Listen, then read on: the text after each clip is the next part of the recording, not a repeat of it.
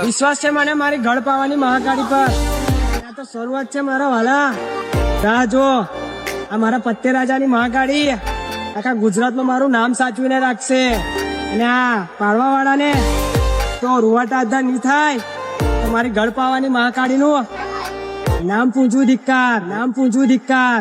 બોલો પાવાગઢ વાળી મહાકાળી માતની જય. લોકો ચાર ઓશે જોતા અલગ મલક જોયા તારે આશીના રંગ નો